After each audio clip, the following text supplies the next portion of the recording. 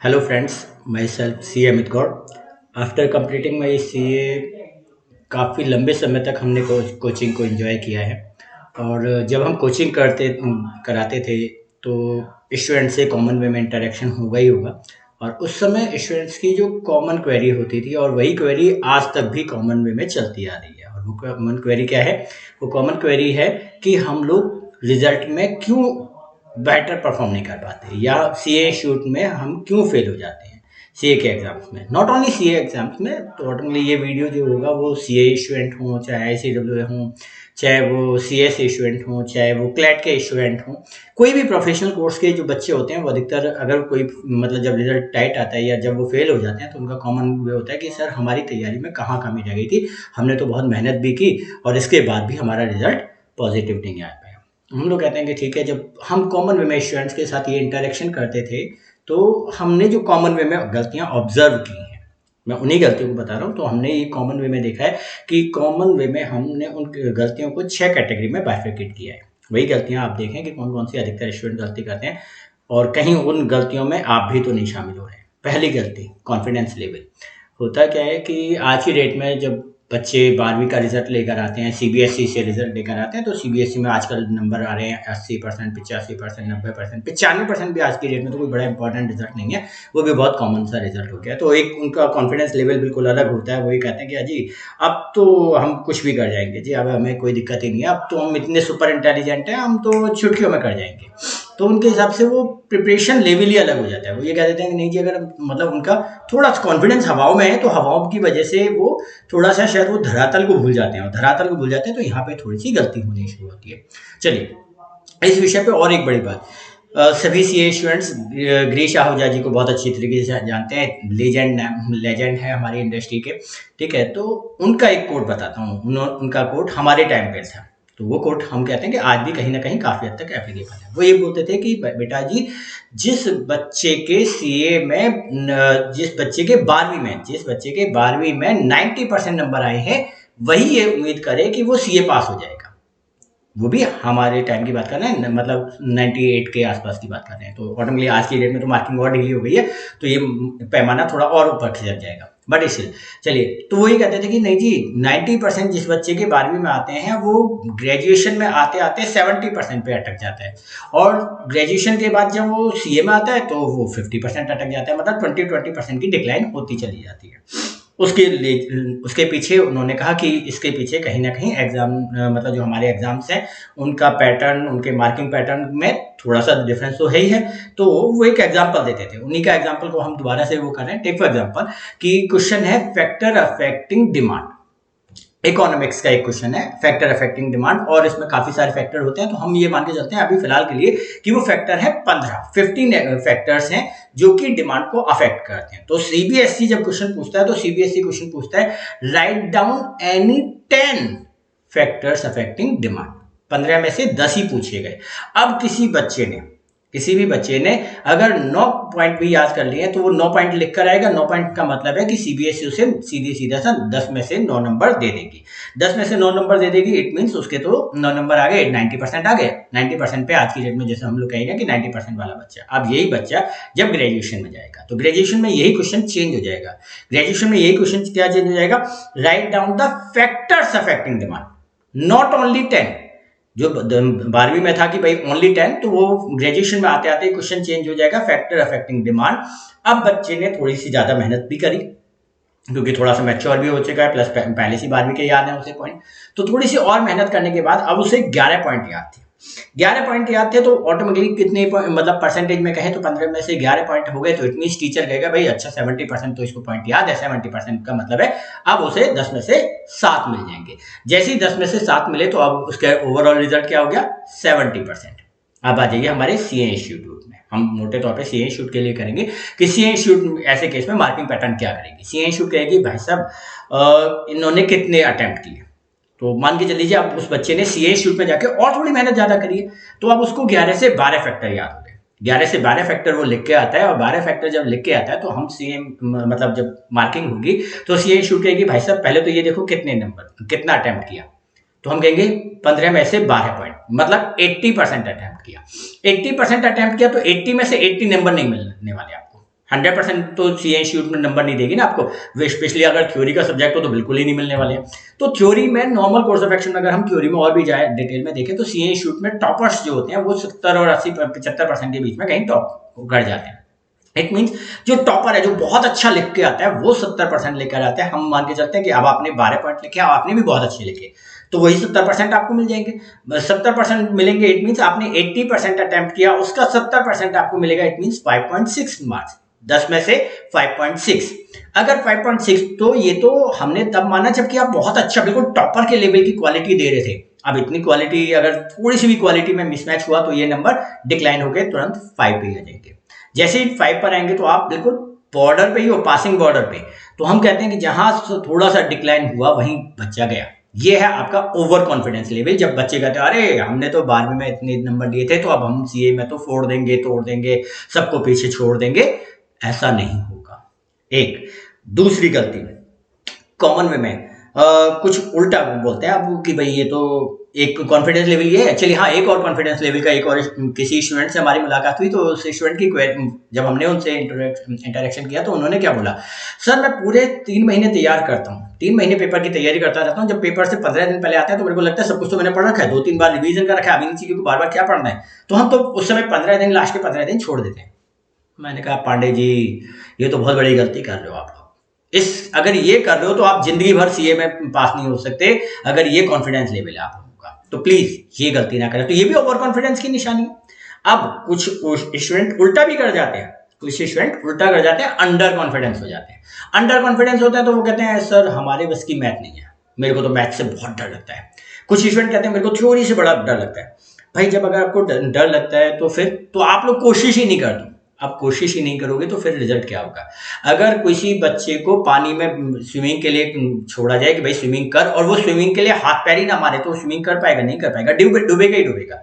तो अल्टीमेट आपको एक बार अपनी कमियों पर मतलब विजय पाने के लिए, अपनी कमियों पर सक्सेस पाने के लिए एक बार तो कोशिश करनी पड़ेगी। और कोशिश करो, एक बार कोशिश करो। कोशिश करोगे तो वो हरिवंश राय बच्चन जी की जो कविता है कि भाई कोशिश करने वालों की कभी हार नहीं होती, तो डैम श्योर आप भी अगर लगातार कोशिश करोगे, करते जाओगे लगातार मैथ को, आपको एक बार डर लगेगा ना, कोशिश करो, एक बार नहीं सवाल होगा, दूसरी बार करो, तीसरी बार करो, करत करत अभ्यास के जड़ मत हो सुझाव। आप भी एक लेवल के बाद आप कहोगे ये सवाल तो मुझे याद हो गया, मुझे समझ में आ गया कि ये सवाल कैसे होता है, लॉजिक भी समझ में आ गया, तो फिर आप लोग कर पाओगे।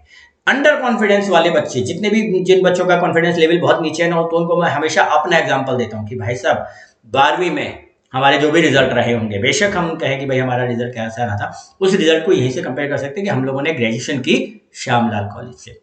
श्यामलाल कॉलेज से अगर मैंने ग्रेजुएशन की तो सीधी सी बात है कि हम बहुत टॉपर स्टूडेंट में नहीं थे। अगर टॉपर होते तो Shri Ram college of commerce से करते। तो श्यामलाल कॉलेज का एवरेज स्टूडेंट वो भी सीए कर गया ना। फिर अगर हम सीए कर गए तो हम तो हमेशा ही मान के चलते हैं कि अगर मैंने सीए कर लिया तो बाकी लोग भी सीए कर सकते हैं। बस थोड़ी सी अपने ऊपर कॉन्फिडेंस लेवल बढ़ाने की जरूरत है, अपने ऊपर विश्वास की जरूरत है। आप अपने ऊपर विश्वास रखें, डैम श्योर आप लोग भी कोशिश करेंगे, कोशिश करते रहेंगे, करते रहेंगे, करते रहेंगे तो एक दिन पहाड़ पर चढ़ जाएंगे, पहाड़ की चोटी पर होंगे। सीए इंस्टीट्यूट में आप डैम श्योर सीए का एग्जाम क्लियर हो चुका होगा और आप सीए बन चुके होंगे। ये पहली गलती। दूसरी गलती, lack of self study. Lack of self study मोटे मोटे तौर पे आज की डेट में अधिकतर बच्चे देखते होंगे वो क्या करते हैं कि हम कोचिंग गए, कोचिंग में पढ़कर आए, 3 घंटे 4 घंटे की कोचिंग ली, हमने वीडियो देखे जी, यूट्यूब पे वीडियो देखे जी, 3-3 4-4 घंटे वो पढ़ लिया, तो जी हमने इतना पढ़ तो लिया। सॉरी सर, आप लोग डिपेंडेंट केस पे हो। आपने एक्सट्रीम डिपेंडेंस कर दी अपने ट्यूटर पर, अपने वीडियोस पर, यूट्यूब लेक्चर्स पर। लेकिन ये तो बहुत बड़ी गलती है। जैसे मैं हमेशा अपने यूट्यूब वीडियोस में हमेशा क्या बोलता हूं कि भाई साहब मैंने पढ़ाया, मैंने बोला, लेकिन आपने केवल सुना, आपने केवल सुना। इट मींस आपने नहीं पढ़ाई करी है। तो जब तक आप खुद पढ़ाई नहीं करेंगे, जब तक आप अपने स्टडी मटेरियल के थ्रू गो थ्रू नहीं होंगे, स्टडी मॉड्यूल्स को नहीं करेंगे, बुक्स को कवर नहीं करेंगे, तब तक वो पढ़ाई किसी काम की नहीं है। वो केवल हम कोई भी टीचर होता है वो बोल के जाता है और आप लोग केवल सुन के जाते हैं। आप इसको दूसरे वे में भी समझ लीजिए। आप लोग हमेशा नोटिस कीजिए कि 10वीं और 12वीं में आपका रिजल्ट इन कंपैरिजन बेटर क्यों थे? क्योंकि वहां पर टीचर आपको पढ़ाती थी और उसके बाद वो बोलते थे घर जाओ होमवर्क करके आना। होमवर्क करने के लिए आपको सेल्फ स्टडी फिर दोबारा करनी पड़ती थी। तो वो सेल्फ स्टडी होती थी। लेकिन आज की डेट में तो जितने भी सीए हैं, क्योंकि यहाँ पर कोई होमवर्क तो देता नहीं है, होमवर्क देता भी है तो केवल आपसे कोई पूछ उसका मतलब वो बैकअप लेता नहीं है, तो ऑटोमेटिकली आपका तो हाँ हमने कोचिंग ले ली तो बहुत बढ़िया, हमने वीडियो क्लासेस ले ली तो बहुत बढ़िया। नहीं, ये आपकी लैक ऑफ सेल्फ स्टडी। जब तक आप खुद स्टडी नहीं करोगे तब तक आप लोग आगे बढ़ोगे ही नहीं, रिजल्ट पॉजिटिव आएगा ही नहीं। चलिए तीसरा, कंसंट्रेशन। कंसंट्रेशन में तो मोटे मोटे तौर पे अधिकतर स्टूडेंट्स को देखो, जब वो पढ़ रहे होते हैं तो जब वो किताब होती है तो किताब यहाँ पर होती है सामने और बिल्कुल मोबाइल पास में होता है। मोबाइल सामने होता है तो मोबाइल पे जरा सा देखते हैं, ओह व्हाट्सएप पे मैसेज आ गया, ओह स्नैपचैट पे मैसेज आ गया, अच्छा मेरा इंस्टाग्राम पे कोई वो आ गया। तो आप लोग कॉमन वे में ना मोबाइल को लगातार साथ में ऑब्जर्व करते रहते हो। जब साथ साथ ऑब्जर्व करते रहते हो तो वो पढ़ाई है ही नहीं, वो कंसंट्रेशन आपकी पढ़ाई में बनेगी ही नहीं। जब कंसंट्रेशन ही नहीं है तो वो किस बात की पढ़ाई, वो पढ़ाई किसी काम की नहीं। जैसे इसे दूसरे वे में समझ लें, क्या खाते खाते आप लोग नहाए हो कभी? नहीं। कभी नहाते नहाते खाना खाया है? नहीं। जब खाते खाते नहाना नहीं, नहाते नहाते खाना नहीं, तो मोबाइल देखते देखते पढ़ना क्यों, और पढ़ते पढ़ते मोबाइल देखना क्यों? ठीक है, तो प्लीज एक अपना टाइम टेबल ड्राफ्ट करें। टाइम टेबल ड्राफ्ट करें, आइदर मॉर्निंग को अपनी मोबाइल फ्री रखें या फिर इवनिंग को मोबाइल फ्री रखें। मोबाइल फ्री एक टाइम जरूर होना चाहिए मोबाइल के लिए। मैक्सिमम दिन में आप रखें कि आधा घंटा, 1 घंटा, एक पर्टिकुलर टाइम, और उसी टाइम में ही वो मोबाइल चलेगा। उसके अलावा मोबाइल चलेगा ही नहीं, चाहे किसी की भी फोन आए, किसी की भी कॉल आए, चाहे कुछ भी हो जाए। आप लोग किसी भी सूरत में मोबाइल अटेंड नहीं करेंगे, तब तो होगा आपका वो। अब होता क्या है, लोग कहते हैं नहीं सर, अगर ऐसा होगा तो मैं अपने फ्रेंड सर्कल से तो थोड़ा सा दूर हो जाऊंगा ना। तो भाई साहब, इस विषय पे भी एक बड़ी अच्छी वो है। किसी मतलब हम वीएमसी में गए थे एक ओरिएंटेशन में, तो उन्होंने एक बहुत अच्छा एग्जांपल दिया कि फ्रेंड्स को उन्होंने कंपेयर किया सीढ़ियों से, स्टेयर्स से, कि जी यही सीढ़ियां आपको ऊपर लेके जाती हैं और यही सीढ़ियां आपको नीचे लेके जाती हैं। अच्छे दोस्त आपको हमेशा ऊपर लेके जाएंगे, और जो भी थोड़े से भी डल दोस्त होंगे, जो भी थोड़े से भी बुरे दोस्त होंगे, जो पढ़ाई में वीक होंगे, जिनका पढ़ाई से कोई लेना देना नहीं होगा, वो आपको हमेशा नीचे गिराएंगे। और ये हमारी सोच कहती है कि 100 में से 98 दोस्त आपके हमेशा नीचे लेकर आएंगे, एक या दो दोस्त ही आपको ऊपर लेके जाएंगे। अच्छा, इसे दूसरे वे में चलिए दूसरा और एग्जांपल कर लेते हैं। कितने आप अपना खुद ध्यान देना, कितने आपके दोस्त ऐसे हैं जो आपको ये टोकते हैं कि बेटा वो यार तूने आज पढ़ाई कम करी है, मुझे ऐसा लग रहा है कि पिछले 1 महीने से या पिछले 15 दिन से या पिछले 2 दिन से तू पढ़ाई कम कर रहा है, प्लीज यार पढ़ाई पे ध्यान दे। कितने दोस्त आप होते हैं जो आपको पढ़ाई के लिए टोकते हैं? सॉरी सर, 100 में से 1 या 2। तो ये आपकी सबसे बड़ी गलती। जैसे और बड़ी मैं बोल सकता हूँ इसी विषय में, जैसे मैंने कॉमन वे में ऑब्जर्व किया कि जी कुछ तो वो कहते हैं कि जी मैं तो सर स्नैपचैट छोड़ने वाला था, लेकिन फिर मेरे दोस्तों ने कहा यार ऐसी क्या बात है, तू अपनी स्नैपचैट भी नहीं आएगा, तू 10 मिनट के लिए नहीं आ सकता, ऐसी क्या आफत आ गई। ये दोस्त आपके लिए कभी ऊपर नहीं लेके जाने वाले, ये दोस्त हमेशा आपको नीचे गिरा के गिराएंगे। तो जब तक आप लोग अपने मोबाइल से दूरी नहीं बनाएंगे या मोबाइल के लिए एक टाइम ब्लॉक नहीं करेंगे, तब तक आपका कंसंट्रेशन लेवल सुधरेगा नहीं। तो प्लीज अपना कंसंट्रेशन लेवल सुधार लीजिए। चलिए अगला, 100% कवरेज ऑफ द सिलेबस। मोटे तौर पे ये बहुत कॉमन वे में बच्चों की वो है। अधिकतर बच्चे जब शुरुआत में आते हैं तो वो कहते हैं नहीं सर, हम तो सिलेबस को ना 100% कवर करेंगे, हम बुक्स को पूरा 100% पढ़ेंगे, और नॉट ओनली दिस वन, हम पेपर को भी 100% अटेम्प्ट देंगे। सॉरी, जो ये सोचता है कि वो 100% अटेम्प्ट करेगा वो शायद गलत है, क्योंकि 100% ओनली फॉर टॉपर्स। हमारा मानना हमेशा से है कि जो टॉपर्स होते हैं वो 100% कवर के लिए जाएं, वो 100% पेपर भी दें, 100% बुक्स को भी पढ़ लें। लेकिन अदरवाइज एवरेज स्टूडेंट का पहला मोटो होना चाहिए एग्जाम पास करना। पहला मोटो एग्जाम पास होना। अगर एग्जाम पास करना ही आपका पहला मोटो है तो ऑटोमेटिकली उस केस में आप लोगों को करना क्या है, हमारी सोच ये कहती है, मैं हमेशा बोल देता हूं कि, और नॉट ओनली मी, अधिकतर प्रोफेशनल यही बोलते हैं, जितने भी सीए बने अधिकतर सीए, कि आप अपने स्टडी मॉड्यूल को इस तरीके से छांटिए कि आप अपने पेपर का 70 to 80% अटेम्प्ट कर पाए, 70 से 80% अटेम्प्ट। तो अपने सिलेबस को इस तरीके से आइडेंटिफाई कीजिए, स्कैनर के थ्रू गो थ्रू होइए, तो आपको पता चलेगा ये 70 से 80% इन टॉपिक से आ जाता है। उन टॉपिक से अगर आ जाएगा तो आप केवल उन टॉपिक्स को अलग कर दीजिए, बाकी बुक्स को अलग कर दीजिए। आपको पता चलेगा करीब करीब 60% बुक आपकी वैल्यूएबल है, 40% बुक, 40% एक बहुत बड़ा चंक है, 40% बुक यूजलेस हो जाएगी आपकी।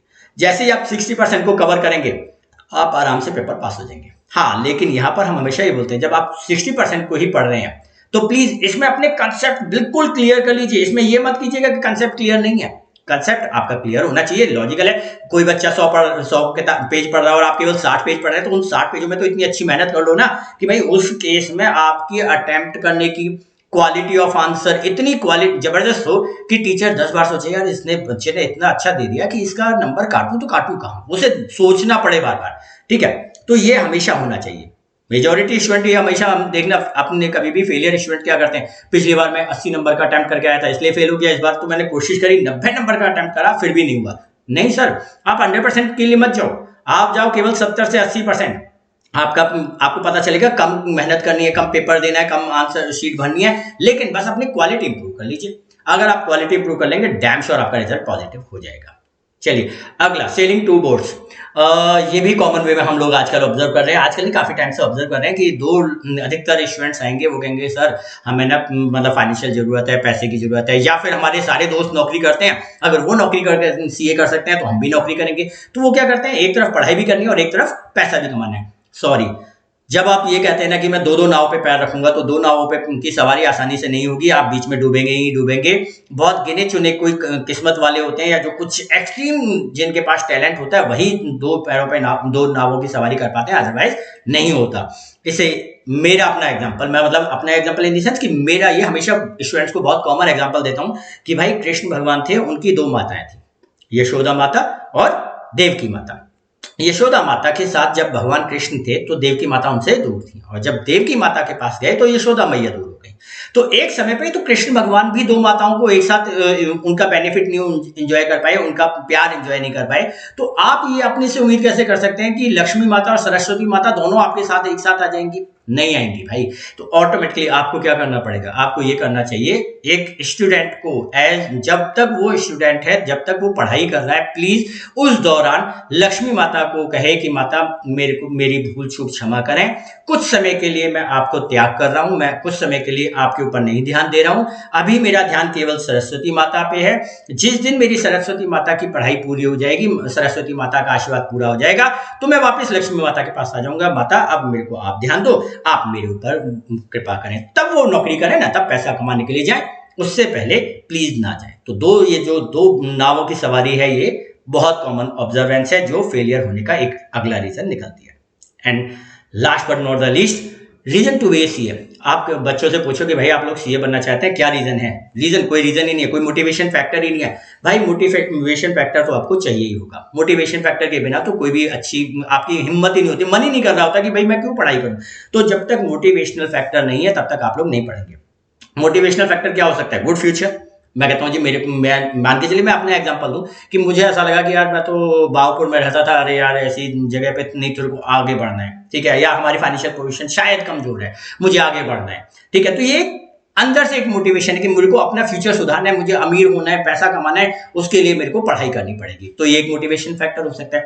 गर्ल्स के केस में मैरिज फैक्टर हो सकता है कि नहीं जी मेरी शादी मेरे को पढ़े लिखे लड़के से करनी है, अच्छे परिवार से करनी, मतलब अमीर परिवार से करनी है, ताकि मेरा भविष्य सिक्योर हो। तो ऑटोमेटिकली पढ़ा लिखा लड़का, एक सीए लड़का आपको क्यों शादी करेगा जब तक कि आप खुद क्वालिफाइड ना हो, खुद आप लोग सीए ना हो, ठीक है। तो ऑटोमेटिकली ये दूसरा रीजन हो सकता है। तीसरा रीजन मैं एक कॉमन में ये ऑब्जर्व कर सकते हैं लड़कियां कि जी हम ये देखते हैं कि यार मेरी मम्मी ना पैसों के लिए कहीं ना कहीं मेरे फादर के ऊपर डिपेंडेंट है। तो लड़कियां ये कह सकते हैं नहीं नहीं मेरे को इंडिपेंडेंट होना है, मुझे शादी में मतलब मैं भविष्य में भी कभी किसी के ऊपर डिपेंडेंट नहीं रहूंगी। मैं कभी ये नहीं कहूंगी कि नहीं यार मेरे को पैसा चाहिए तो भाई पैसा दे दे यार, अगर तू नहीं दे रहा तो मेरी मतलब मैं बड़ा डिप्रेशन में हूँ, ऐसा नहीं होगा। तो वो इंडिपेंडेंस के लिए कोशिश कर सकती है। कोई तो रीजन होना चाहिए ना आप लोगों को। टेक फॉर एग्जाम्पल एक, या फिर एक और एग्जाम्पल मैं कह सकता हूँ, मेरे पास पैसा भी है, ठीक है, लेकिन मैं अनपढ़ हूँ, तो मेरी सोसाइटी में वैल्यू क्या है, स्टेटस क्या है? कुछ भी नहीं है, ठीक है। तो मैं मेरे बच्चे शायद इसलिए वो अपने अंदर कह सकते हैं कि नहीं यार हमने ये तो देखा कि पैसा तो था लेकिन समाज में स्टेटस नहीं था, क्योंकि समाज में स्टेटस तो पढ़े लिखे लोगों का ही होता है। तो यार सोसाइटी में थोड़ी वैल्यू ज्यादा होती है, उनको थोड़ा मान सम्मान ज्यादा मिलता है, तो प्लीज हम भी अपनी इतनी मेहनत करेंगे कि हमें भी वो मान सम्मान लेना ही लेना है, ठीक है। तो ऑटोमेटिकली आप लोगों ने इसलिए करा। अपना मोटिवेशनल फैक्टर खुद ढूंढो, आप ढूंढो कि किस वजह से आपको सीए बनना है। एग्जाम्पल एक अपने मित्र का देता हूँ। मेरे मित्र गए और वो आईसीडब्ल्यू में, we do not offended anyone offended, अगर इससे होता है तो प्लीज पहले सॉरी बोलता हूँ, बट एग्जाम्पल रियल है, एक्चुअल है कि हमारे एक मित्र गए आईसीडब्ल्यू लाइब्रेरी में और उन्होंने देखा कि यार कुछ मतलब लड़कियां थी किसी लड़के के पीछे। उन्होंने कहा यार लड़का तो इतना स्मार्ट भी नहीं है, ऐसा क्या इस लड़के में क्वालिटी है जो गर्ल्स इसकी मतलब फ्रेंडशिप के लिए दीवानी है। पता चला कि नहीं जी उस लड़के ने ICAA टॉप किया हुआ था। उसने कहा अच्छा ICAA टॉप किया है, इसका मतलब ये कि कहीं ना कहीं गर्ल्स की नजरों में आपकी एजुकेशन फैक्टर काम करती है। ठीक है, अब मैं इतना मेहनत करूंगा, इतनी पढ़ाई करूंगा कि मतलब लड़कियां मेरी दीवानी हो जाएंगी। आप विश्वास करें या ना करें, मैं बता सकता हूँ, मेरे जानकार सभी को पता है कि आज की डेट में सज्जन जिस दोस्त की मैं बात कर रहा हूँ, CA, CS, ICAA, LLB, ठीक है, SEP, ये सारी डिग्रियां उसने ली हैं। ठीक है, तो आप सोच सकते हो कि, और वो भी एवरेज स्टूडेंट श्यामलाल का स्टूडेंट, कोई ऐसा नहीं कि मैं ये कह रहा हूं कि SRCC का बंदा था, नहीं जी। 12वीं में कितने नंबर थे? आई थिंक 63% के आसपास, कोई बहुत हाई फाई स्टूडेंट नहीं, लेकिन उसने करा। रीजन टू CA उसने निकाला, रीजन होगा तो ही, जैसे अब मैं वो कहूं, हम लोगों का कोट यहाँ पे आ ही रहा है, future depend on what you do today. आप लोग आज क्या करते हैं, इसके ऊपर आपका भविष्य है।